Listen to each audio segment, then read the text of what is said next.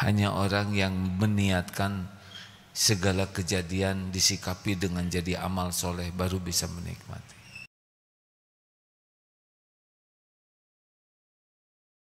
Bismillahirrahmanirrahim. Assalamualaikum warahmatullahi wabarakatuh.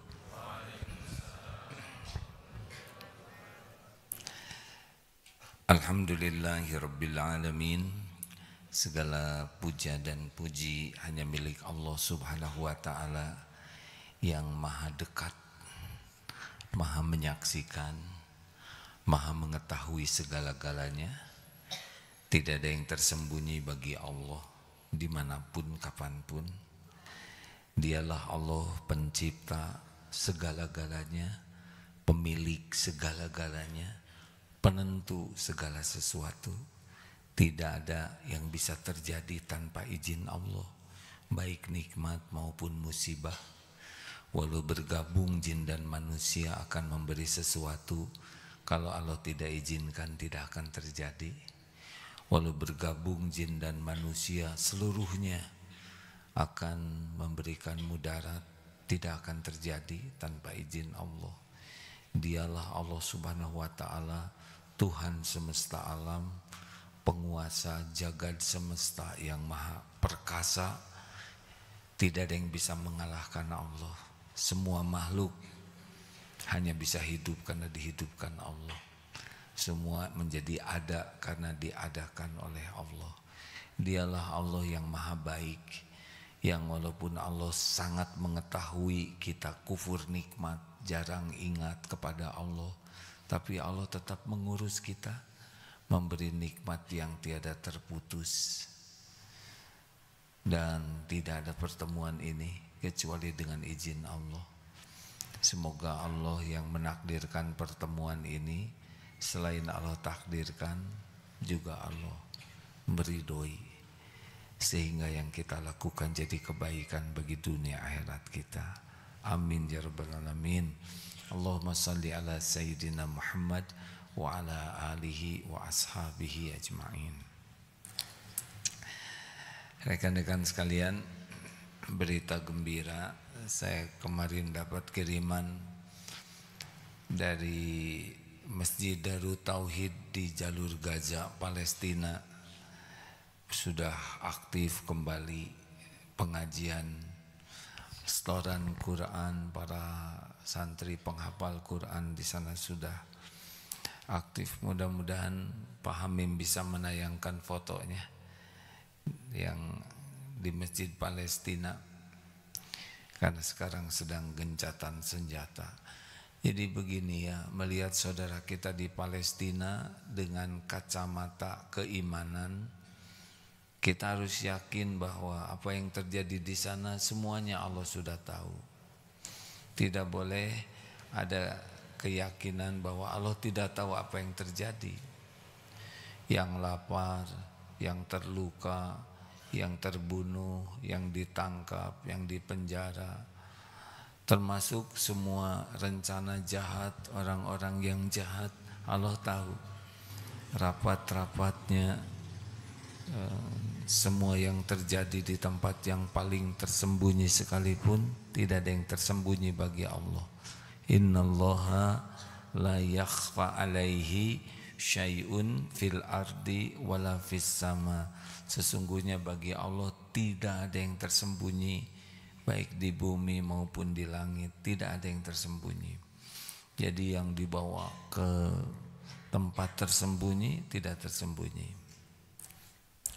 Kita tidak bisa bersembunyi dari Allah. Mau bersembunyi kemana? Sedangkan dunia berikut isinya adalah ciptaan Allah seluruhnya. Semua tempat adalah milik Allah. Ini harus yakin seperti ini ya.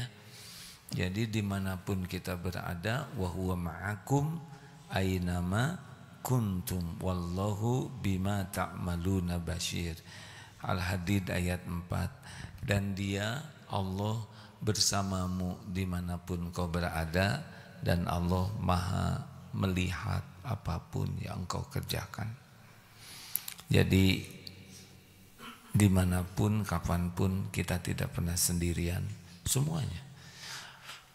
Bagaimana Allah dekat dengan kita? Ya, dekatnya Allah dengan kita beda dengan dekatnya kita. Kalau kita kan ada jarak. Tapi dengan teknologi saja sekarang yang jauh jadi terasa dekat.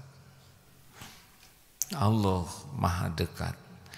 Siapa orang yang dekat dengan Allah? Salah satu ciri orang yang dekat dengan Allah adalah dia selalu merasa Allah itu Maha dekat. Jelas? Kan kebanyakan orang tidak ingat ke Allah.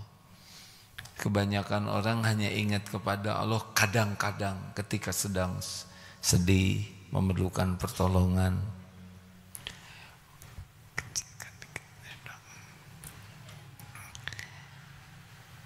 Kebanyakan orang ingat kepada Allah ketika sedang sesuatu saja. Nah, orang yang dekat kepada Allah itu selalu yakin Allah Maha dekat, Maha mendengar, Maha menyaksikan, sehingga tidak pernah merasa sendirian. Nah, rekan-rekan sekalian, saudara-saudara kita di Palestina memang sangat berat ujiannya. Tetapi kalau imannya kuat, ya ini tidak ada makanan sama sekali. Allah tahu kita tidak punya makanan. Ini saya tidak ada lagi gandum untuk dibuat makan. Allah tahu tidak? Tahu. Ini sangat lapar. Allah tahu tidak? Tahu. Ini kedinginan. Semuanya Allah tahu. Semakin banyak memohon kepada Allah, nanti Allah gerakan. Ya, di antaranya sekarang ada gencatan senjata di Palestina itu. Syariatnya gencatan senjata, hakikatnya Allah yang membuat. Sekarang ratusan ribuan truk masuk ke Palestina, Allah juga yang menggerakkan. Lalu apa dong bagi kita? Nah, bagi kita yang ingin beramal soleh, kita ingat ke saudara kita di Palestina. Kalau sudah ada Allah, kenapa kita harus mendoakan? Itu ladang amal bagi kita. Kalau kita berbuat baik kepada saudara kita di Palestina, yang beruntung siapa? Yang untung siapa? Kita. Misal tahajud, kita doakan, ya Allah, saudara-saudara kami lapar, Engkau Maha tahu. Tolong ya Allah cukupi, lindungi, bahagiakan yang sedang sedih, hibur hatinya yang sedang berduka, ya Allah, cabut rasa takutnya. Ini doa-doa ini didengar oleh Allah, diaminkan oleh malaikat. Dan bagimu juga, kita juga jadi didoakan oleh malaikat. Untung kita di sana, mudah-mudahan dengan doa kita dikabulkan. Yang tadinya sedang sedih, oleh Allah dihibur, hatinya jadi tenang. Yang sedang lapar, Allah pertemukan dengan rezeki. Tidak ada ruginya kita doa. Apalagi hikmah selain doa, kita mulai menyisihkan, kita kumpulkan uang kita, kirimkan ke sana. Tapi nanti tidak sampai, tidak usah suudzon. Keluar dari kita sudah sampai kepada Allah kalau ikhlas. Kita bersedekah, tapi saya cuma sedikit, cuma saya bisa ngasih 10 miliar. Tadinya mau nyebut 10.000, tapi takut jadi diturutin oleh saudara ya. Besar kecil itu milik Allah dua-duanya. Tidak ada yang kecil dalam pandangan Allah kalau ikhlas. Besar kecilnya suatu amal itu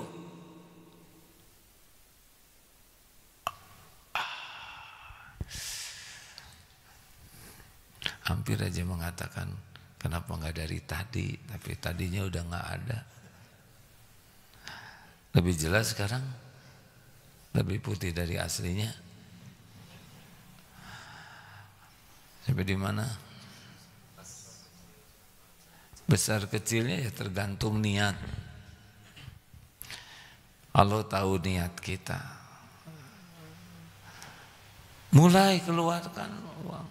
Saya tidak punya uang, jual barang yang tidak manfaat. Tapi uang ini kecil sekali, tidak ada yang kecil. Alhamdulillah yang laporan terakhir yang terkumpul dan yang sudah dikirimkan ke sana, mana dari DTP Pak Jajang sudah dikirim belum ke Hamim fotonya Mim? Yang sudah terkumpul 61,7 miliar sudah dikirimkan dengan berbagai cara ke sana ya. Ada yang dalam bentuk makanan siap santap, bantuan air bersih, parasut kita kirim lewat parasit. Tidak ngirim parasit ya. Siap tahu siapa parasut? Siapa coba? Suaminya Burasut, bukan parasut. Parasut itu kiriman lewat udara, lalu kurban, pabrik air bersih sudah beroperasi kembali, truk kemanusiaan, paket musim dingin sudah dikirim, paket pangan, tapi di sana yang menderitanya 2 juta lebih. Kiriman kita hanya baru bisa membantu sangat sedikit. Sudah terkumpul 61,7 miliar. Kurang ya. Ini satu bangunan yang roboh aja bisa segini harganya, di sana hancur. Ayo jangan ragu-ragu, tidak akan berkurang harta dengan sedekah. Mana nomor rekeningnya sudah ditulis belum? Belum? Hari ini kita canangkan lagi untuk saudara kita di Palestina ya, mumpung koridornya sedang dibuka, kita kirim sebanyak mungkin bantuan kita. Kita punya ladang amal.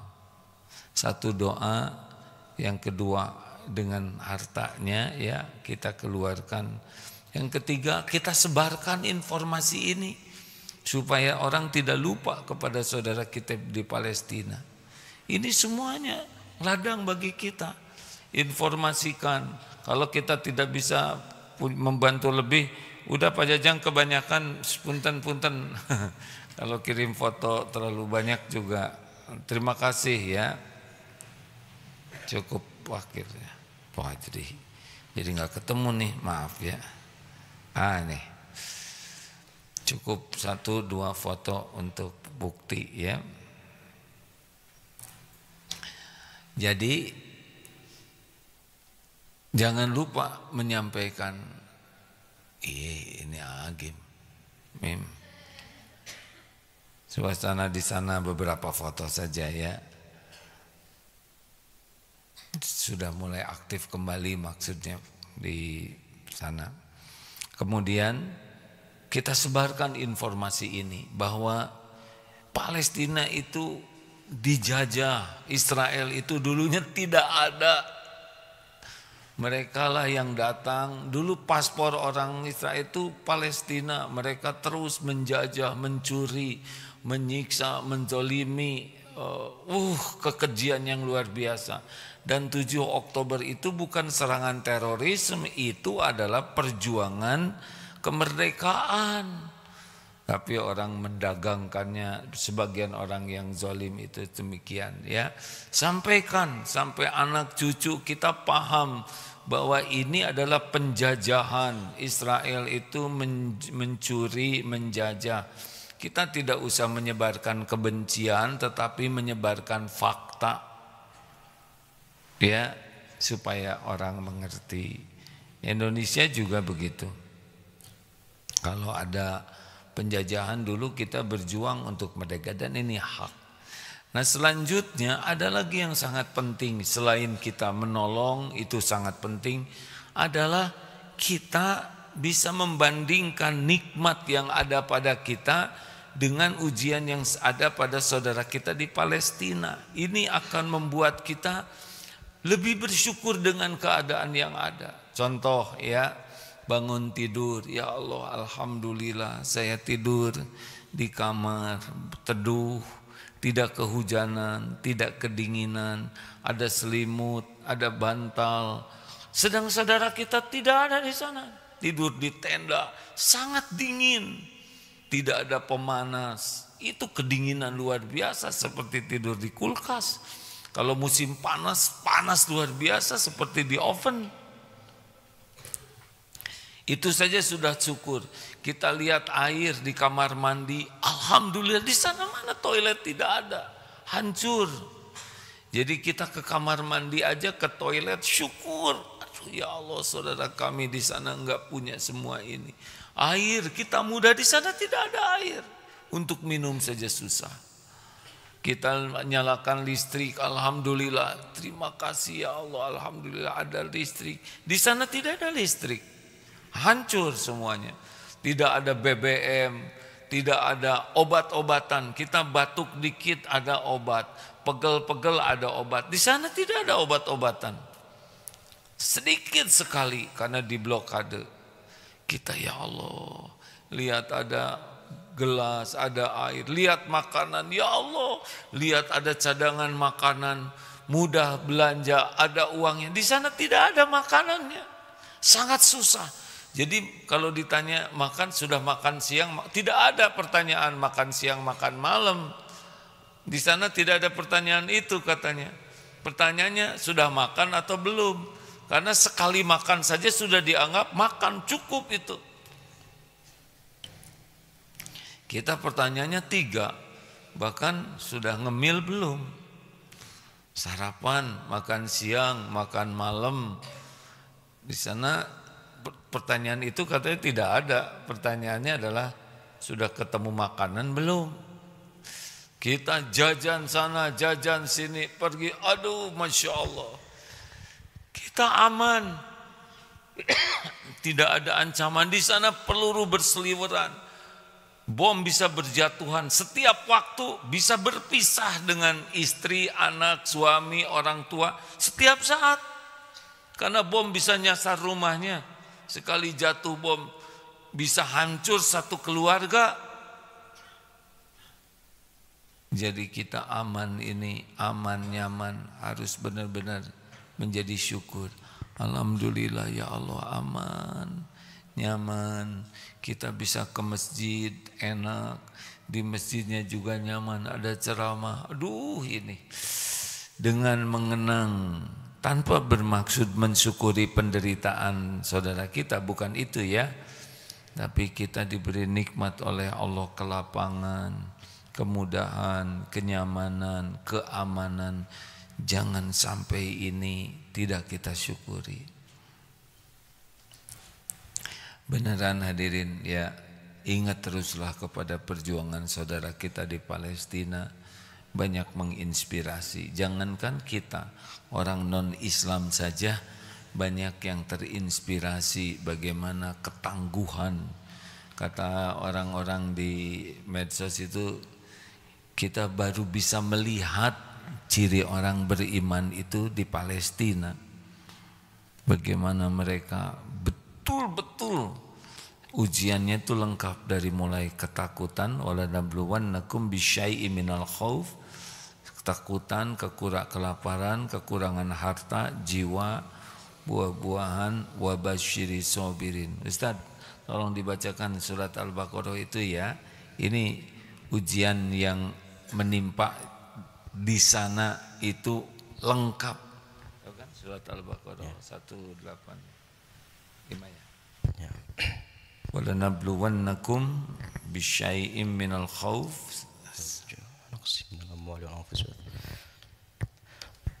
Surat Al-Baqarah, surat yang kedua, ayat 155. Oh ya, 155. Bismillahirrahmanirrahim. وَلَنَبْلُوَنَّكُمْ بِشَيْءٍ مِّنَ الْخَوْفِ وَالْجُوعِ وَنَقْصٍ مِّنَ الْأَمْوَالِ وَالْأَنفُسِ وَالثَّمَرَاتِ وَبَشِّرِ الصَّابِرِينَ. الذين إذا أصابتهم مصيبة قالوا إنا لله وإنا إليه راجعون أولئك عليهم صلوات من ربهم ورحمة وأولئك هم المهتدون. Coba bacakan terjemahnya ya. Ini kalau boleh bacakan terjemah dari 153 dulu. Wala taqulu lima yuqtalu fi sabilillah amwat bal ahya walakin la tash'urun. Dan janganlah kamu wala taqulu lima yuqtalu fi sabilillah, janganlah kamu mengatakan orang-orang yang gugur di jalan Allah itu amwat, mereka itu mati, bahkan mereka itu ahya, mereka itu hidup tapi kamu tidak menyadarinya. Nah, jadi kita tidak tahu nih bahwa orang-orang yang mati syahid itu beda dengan yang mati biasa ya. Ada Allah memberikan cara menjamu mereka sendiri. Itulah sebabnya banyak orang yang sangat merindukan mati syahid, karena orang yang menjadi syuhada itu dijamu oleh Allah, berbeda dengan keadaan kita. Lalu selanjutnya wala nabluwannakum bisyai'im minal khaufi wal ju'i wa naqsim minal amwal wal anfus was samarat wa basyiris sabirin. Dan sungguh kami akan berikan cobaan kepadamu dengan sedikit ketakutan. Wah, ini mau kita banyak ya di sana. Satu, ternyata ujian dalam hidup ini adalah sesuatu yang tidak kelihatan, yaitu ketakutan. Sesuatu yang bersifat psikologis. Ini ujian pertama yang akan dirasakan oleh kita. Di sini nih banyak takut, macam-macam yang ditakutinya. Ada takut tua, ada takut keriput, takut ubanan, takut sakit, takut pensiun, takut banyak. Ini cobaan pertama. Yang kedua tentang perut, kelaparan. Lapar itu macam-macam ya, ada yang memang tidak, ada yang bisa dimakan, tapi ada juga yang bisa dimakan tapi tidak bisa makan. Ini masa kemasan kan makannya sudah dikit ya Pak ya. Kan? Dulu tidak punya uang ingin makan enak, sekarang punya uang gak boleh. Makan nasi kebanyakan gula naik, makan duren asam urat. Yang enak-enak sudah dilarang. Jeroan itu Pak, soto Betawi, mantap ya, sudah tidak boleh. Lalu itu ujian juga. Lalu kekurangan harta, apakah dengan cara memang susah cari dapatnya, atau yang ada diambil oleh Allah harta ini? Semuanya Allah yang punya ya. Kadang Allah ngasih, kadang disempitkan, kadang dilapangkan, kadang diberi, kadang diambil, sesuka Allah. Kadang kita ada, tiba-tiba tidak ada, mudah saja, sama saja kok ya. Yang mengadakan Allah dan yang meniadakan juga Allah. Tentang harta ini jadi berat kalau lengket, kalau merasa ini milik saya, ini harta saya, ini rumah saya, ini hasil perjuangan saya, ini aset saya, ini jerih payah saya. Nah, kalau sudah saya, itu perih tuh. Tapi kalau innalillah wa inna ilaihi rajiun, sesungguhnya kami semua milik Allah dan kami kembali kepada Allah. Ini mobil titipan Allah, rumah milik Allah, semuanya milik Allah. Anak, suami, istri, semuanya milik Allah. Saya tidak punya apa-apa. Bahkan diri ini pun bukan milik diri sendiri, ini pun milik Allah. Menjadi lebih sabar ketika innalillah ya. Kemudian kekurangan jiwa ya, akan ada kematian, mulai dari sakit, meninggal. Kita harus siap ini. Kita siap, kita akan berpisah. Hari demi hari semakin dekat dengan perpisahan. Dan kita tidak tahu siapa yang duluan. Bisa orang tua duluan, bisa kita duluan, bisa anak duluan, bisa cucu duluan.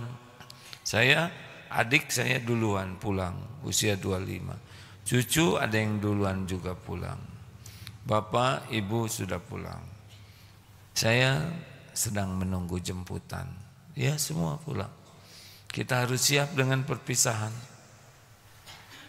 Sedih wajar, tapi harus ridho dengan takdir. Ya, sedih wajar. Rasulullah SAW ketika Ibrahim meninggal, Ibrahim itu putra laki-lakinya Rasul, wafat, Rasulullah mengeluarkan air mata. Sahabatnya bertanya, "Engkau menangis ya Rasul?" Ini air mata kasih sayang, bukan air mata tidak ridho takdir. Ingat tukang parkir, coba nanti perhatikan yang jaga parkir itu ya, itu tidak pernah sombong walaupun mobilnya bertambah ya, dan tidak sedih ketika mobilnya diambil sampai habis. Kenapa? Kenapa? Karena cuma titipan. Jangan merasa memiliki. Ini bapak-bapak dan ibu-ibu masa keemasan. Dulu kan kita nggak kayak gini, betul tidak? Tahu dulu seperti apa? Bayi, ya kan? Kita udah ngalamin bayi, udah ngalamin lucu-lucunya, TK segala dipakai, ya kan? Terus kita makin besar, SD, SMP mulai error, ya, yang serba nggak jelas tuh. Disebut dewasa nggak mau, disebut anak-anak nggak mau. Masa transisi kebingungan SMP itu. Badan juga suka kurang jelas, gemuk-gemuk, kurus-kurus, tapi tinggi ya terserah. Lelaki badan kecil, suara gede, ya. Ararane, emang maunya Allah begitu. SMA, waduh, ini asal raja dunia. Kuliah mulai pusing, ya. Mulai kerja mulai nggak jelas tah. Mau minta ke orang tua nggak ada wibawa ya. Kerja belum ada, ini dunia tertekan, yaitu udah beres sekolah, belum punya kerjaan, nggak jelas nih kehidupannya ya, tapi hidup aja. Tahu kenapa hidup? Karena belum meninggal.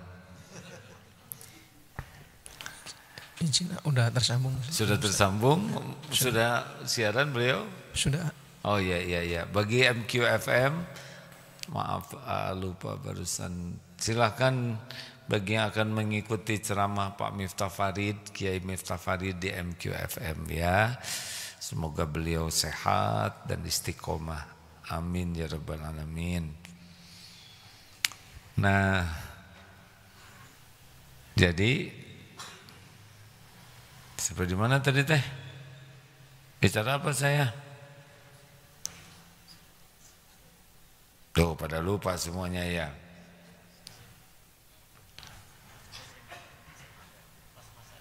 SMA, masih SMA. Saya telat, udah lulus nyari kerja. Nggak boleh mengeluarkan kata-kata yang membuat orang terpojok. Oh SMA ya, nah nggak apa-apalah ya, telat dikit. Udah gitu nikah, pusing.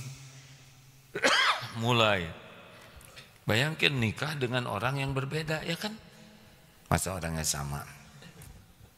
Jenisnya beda, pendidikannya beda, lingkungannya beda, karakter beda, serumah. Aduh, itu meliur ya.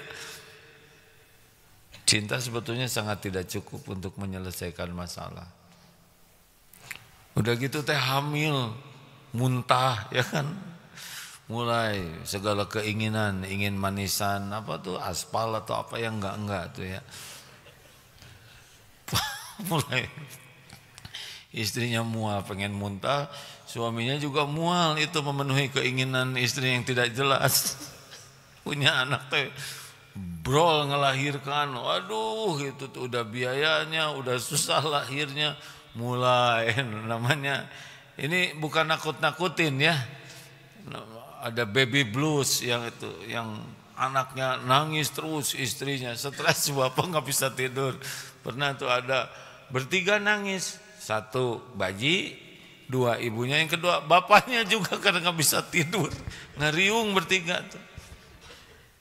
Kata bayi teh, gimana ini nggak jelas pisan, yang nangis saya yang karena pada kurang tidur. Begitu hidup tuh. Terus membanting-banting tulang, kontrak, ada aja urusan terus. Makin lama beda lagi ya Bu. Mulai kita mulai reyot ya.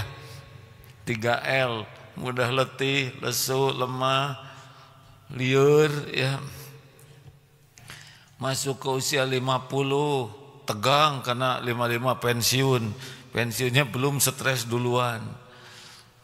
Lama-lama mulai 55 segala kerasa take off. Take off itu dari duduk ke berdiri mulai susah ya. Saya sudah merasakan. Rata-rata meninggal 60-70. Itu teh ujian semuanya sepanjang hidup tuh. Hanya orang yang kuat iman yang bisa menikmati semua ini.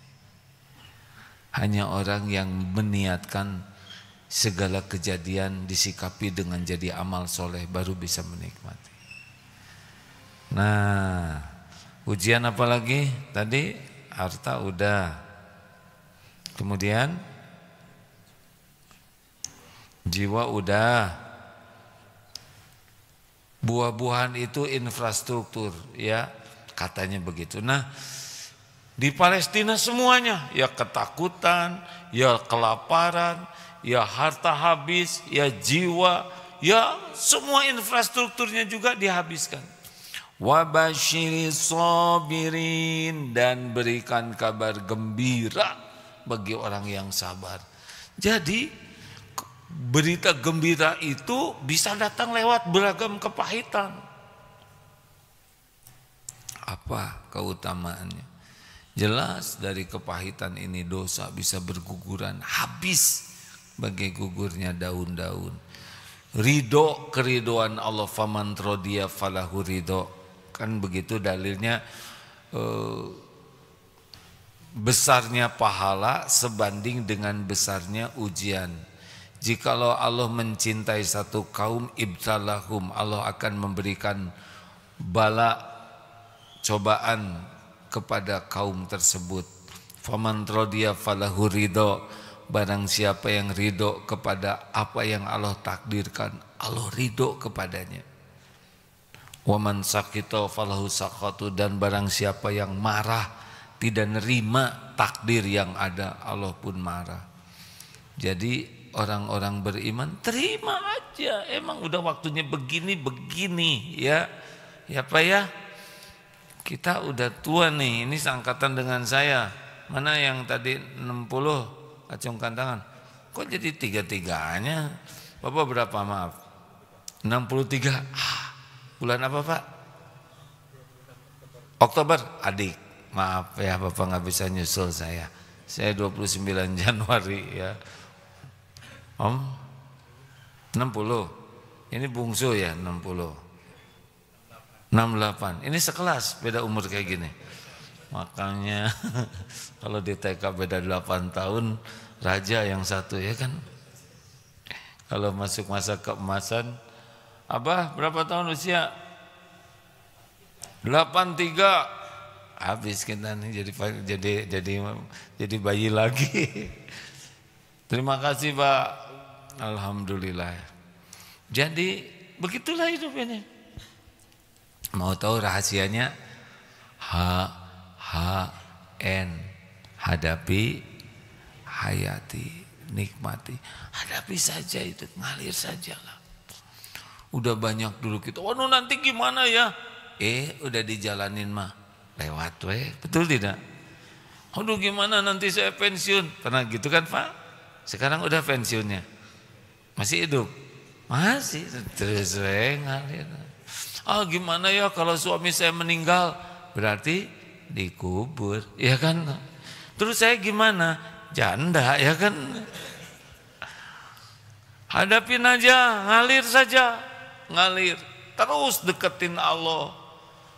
Gimana menghadapi yang belum terjadi? At-Taubah ayat 51. Qul la yusibana illa ma kataballahu lana huwa maulana wa 'alallahi falyatawakkalul mu'minun. Katakanlah, sekali-kali tidak akan menimpa kepada kami kecuali apa yang ditetapkan Allah untuk kami. Dialah Allah penolong kami dan kepada Allah lah kami bertawakal. Ini katanya ya, wah bagaimana tuh Presiden Trump enggak begitu mendukung tentang gencatan senjata. Wah bagaimana ya, tapi yang beriman kuat di sana pasti akan mengatakan ayat ini. Enggak akan menimpa kepada kami kecuali apa yang Allah tetapkan untuk kami. Kalaupun harus terbunuh yang enggak ada masalah, mati penting syahid, husnul khotimah. Jadi tidak usah takut dengan yang belum terjadi, takutlah kita tidak disukai Allah. Jalanin saja hidup ini dengan penuh ketakwaan, sekuat tenaga dekati Allah. Kita ini ciptaan Allah, kita milik Allah. Allah maha baik, Allah tahu apa yang terbaik bagi kita. Dunia cuman mampir, sukses itu masuk surga. Tidak penting keinginan duniawi kita tercapai, yang penting kita dicintai Allah. Benar? Penting kita husnul khotimah, penting dikubur kita lapang. Lebih penting lagi masuk surga bi ghairi hisab wal azab, masuk surga tanpa hisab dan azab. Saya mau begitu. Jadi masuk surga tanpa hisab. Hisab itu berat hadirin. Matahari dekat, kita akan dibongkar semua, aduh berat. Tapi ada orang yang tidak tahu hisab. Apakah sudah dihisab bisa masuk kena azab? Bisa. Apakah orang Islam yang beramal soleh bisa kena azab? Bisa. Kalau defisit tidak cukup, ya dosanya lebih banyak dari amalnya, dia kurang tobatnya, nanti dicelupin dulu ke neraka, na'udzubillah. Makanya jangan merasa aman dengan amal yang sedikit. Nanti ada orang yang muflis, tahu muflis? Bangkrut di dunia, sepertinya banyak amalnya tapi sering nyakitin orang sehingga dibayarkan pahalanya kepada orang yang disakiti. Nanti kalau habis pahala, dosa orang yang disakiti diambil oleh dia sebagai tebusan dari perbuatan buruk yang tidak diselesaikan di dunia ini. Ini serius nih hadirin. Itu orang-orang istri wil yang zolim-zolim itu sama mati juga nanti. Sama tuh, mereka juga makhluk Allah. Cuman seksi bagian jadi penjahatnya. Iya. Semuanya juga meninggal nanti. Semua yang sekarang gaya-gaya sering tampil di TV, punya jabatan ini pun nanti juga meninggal kok. Ini bukan nyumpahin ya, enggak, bukan begitu. Ini benar, semuanya akan meninggal. Raja-raja yang enggak lama gaya-gaya tuh ya, lama-lama juga lulus, liur, maut, sama. Yang bicara ini juga. Ini di kursi ini juga enggak tahu berapa lama lagi ya. Akan datang suatu saat nggak ada lagi Agim di sini, beneran. Akan ada waktunya nanti yang lain yang ceramah di sini. Gak bisa enggak, saya akan meninggal. Ada waktunya nanti. Nah begitulah, kembali ke Palestina. Wabashiri sobirin. Nah apa aja hasilnya dari wabashiri sobirin? Alladzina idza asabathum musibah qalu inna lillahi wa inna ilaihi rajiun, yaitu orang-orang alladzina, orang-orang idza apabila ditimpa musibah mereka mengatakan inna lillahi wa inna ilaihi rajiun, sesungguhnya kami milik Allah dan kami semua kembali ke Allah. Ulaika alaihim shalawatu mir rabbihim wa rahmah wa ulaika humul muhtadun. Mereka itulah yang mendapatkan keberkatan yang sempurna, curahan rahmat dari Tuhan mereka, dan mereka itulah orang-orang yang humul muhtadun, mendapat petunjuk. Masya Allah. Ada pertanyaan dan ada yang didiskusikan, silakan. Nomor rekeningnya udah ditulis belum di medsos? Sudah? Nih saya bacakan nomor rekening ganteng ya.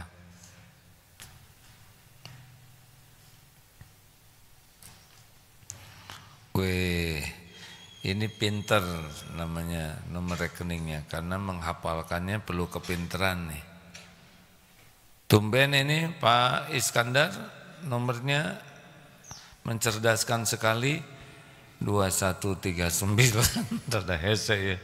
2139 427 350. Coba hafal enggak? Mim fokus. 2139 427 356. Luar biasa daya ingat HP-nya ya.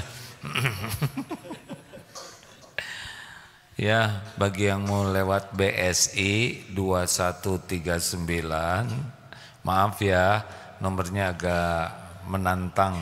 Jangan nyebut rumit, nanti jadi nggak apal-apal. Menantang. 2139 427 350. Kalau yang punya rekening BCA ini ada lewat saja kalau ke sini ya. Lewat karena ada yang punya BCA tapi pengen mudah dilewatkan ke BCA dan sesudah itu ditransfer juga ke rekening syariah. Nah, ini 777 berapa Pak? 0333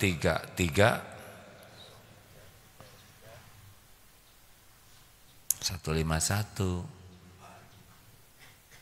Ayo deh 777 0333 151 gitu nadanya ya. 777 0333 151.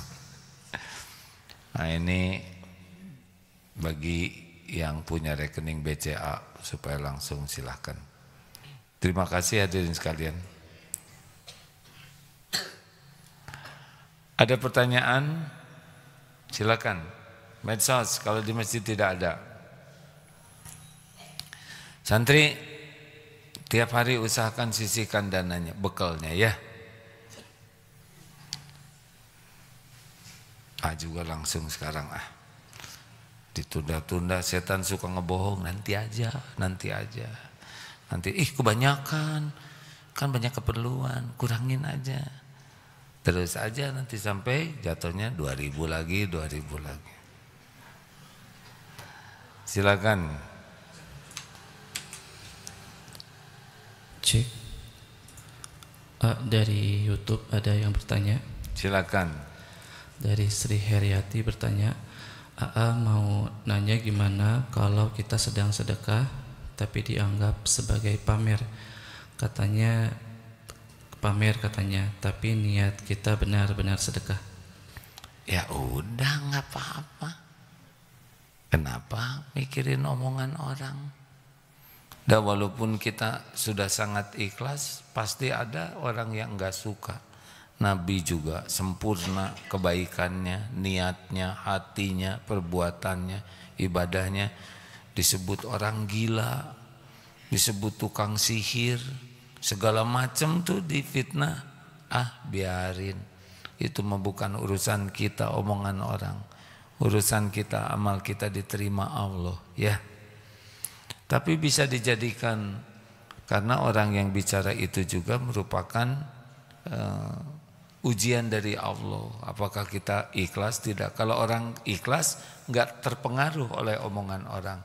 Kalau kurang ikhlas terpengaruh. Tapi tidak ada salahnya kita evaluasi hati kita. Jangan-jangan memang ada kurang ikhlas. Kalau udah ikhlas ya sudah, teruskan aja. Gitu, udah, gak usah ribet dengan omongan orang, capek-capek. Mau apa?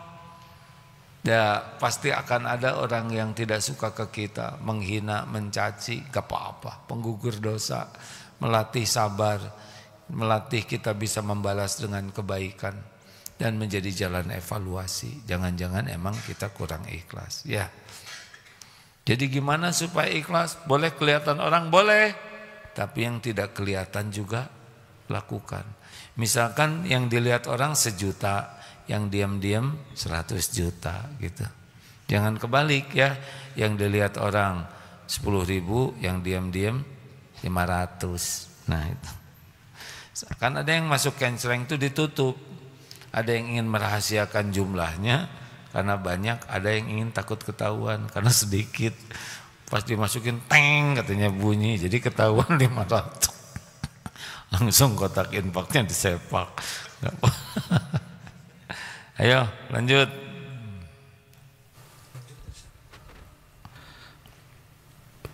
Bismillah.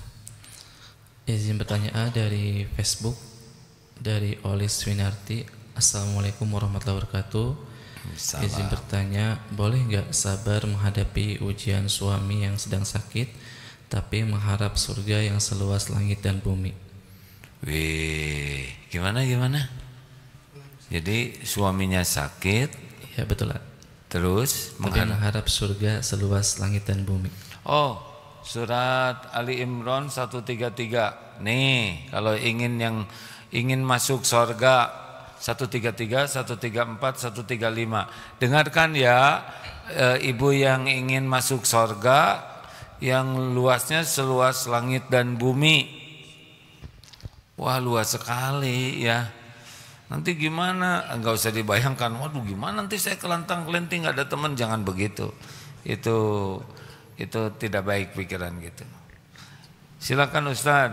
Bismillahirrahmanirrahim. Al-Imran surat yang ketiga ayat 133 sampai 134. Bismillahirrahmanirrahim.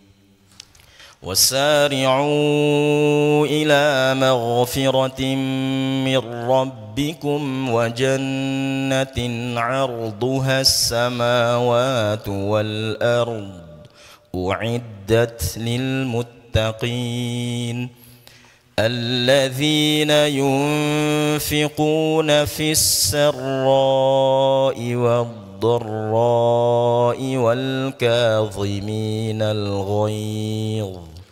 والكاظمين الغيظ والعافين عن الناس والله يحب المحسنين. 135 tambah satu lagi. والذين إذا فعلوا فاحشة أو ظلموا أنفسهم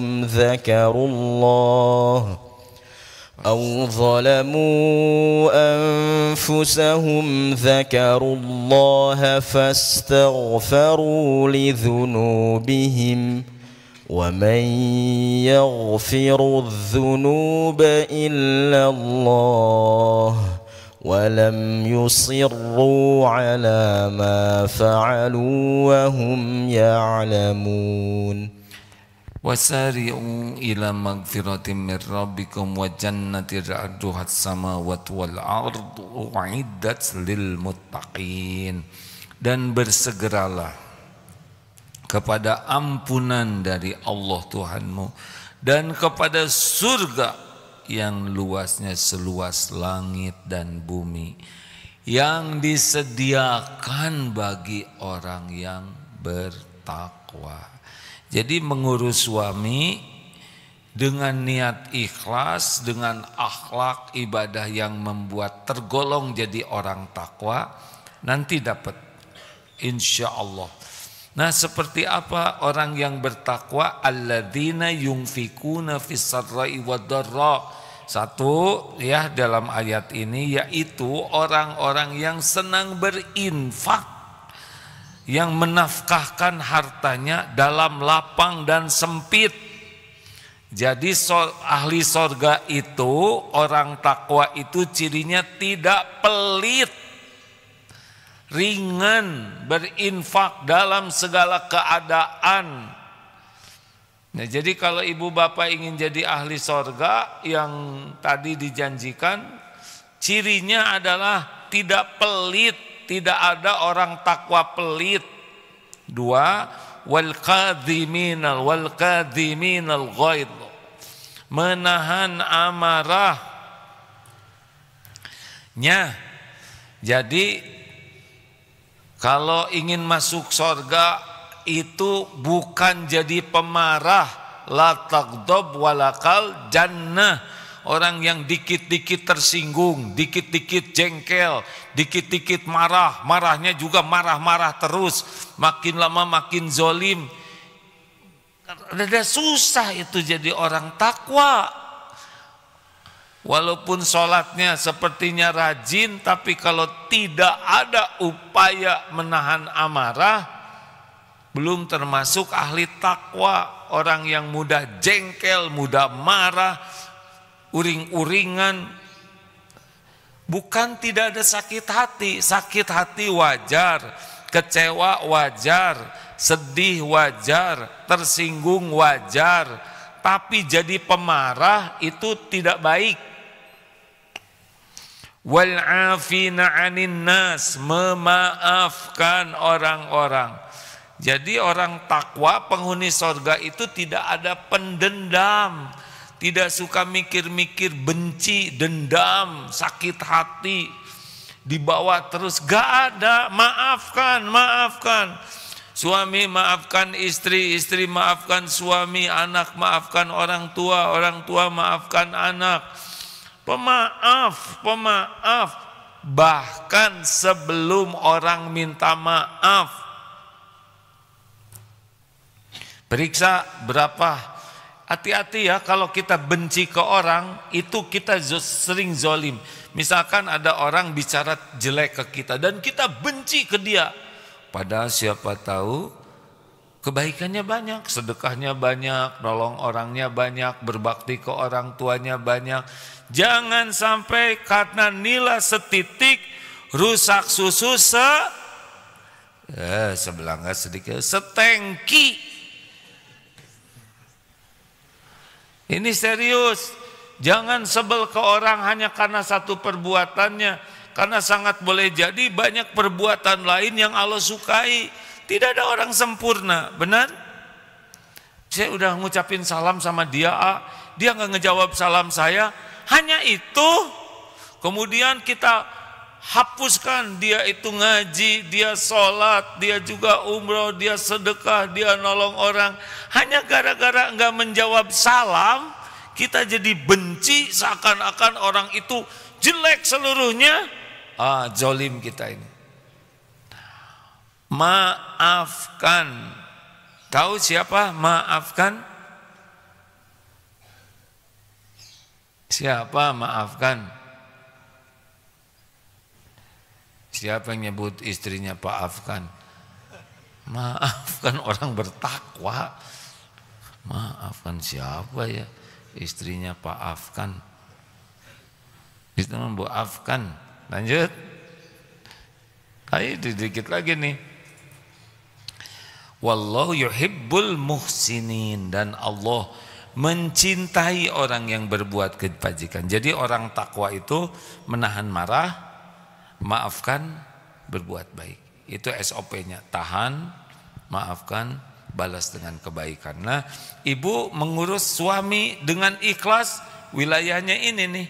Allah mencintai orang yang berbuat kebaikan. Dan terakhir, walladzina idza fa'alu fahishatan aw dzalamu anfusahum dzakarallah.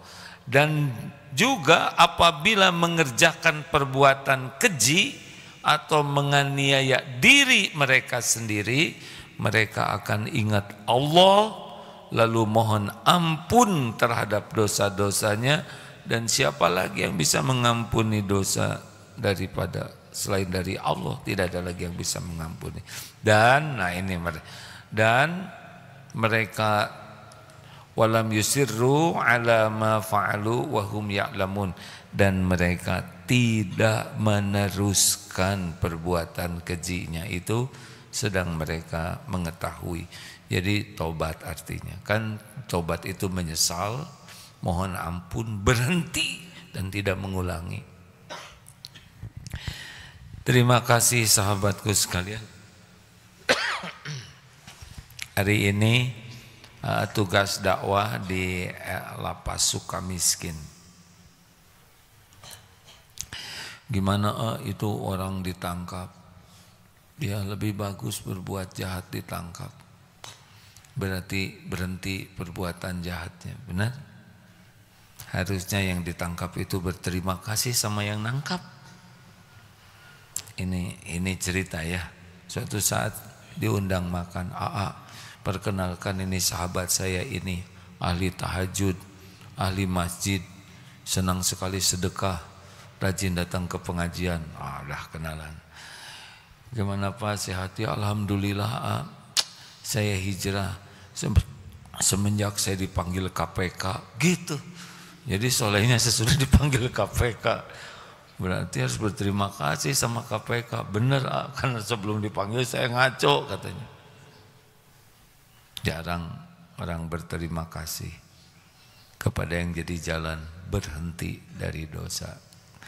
Ya kita husnudzon, siapa tahu yang ditahan di LP Sukamiskin malah di sana jadi ahli takwa.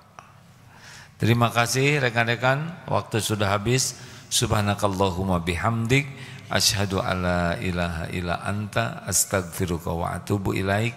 Assalamualaikum warahmatullahi wabarakatuh.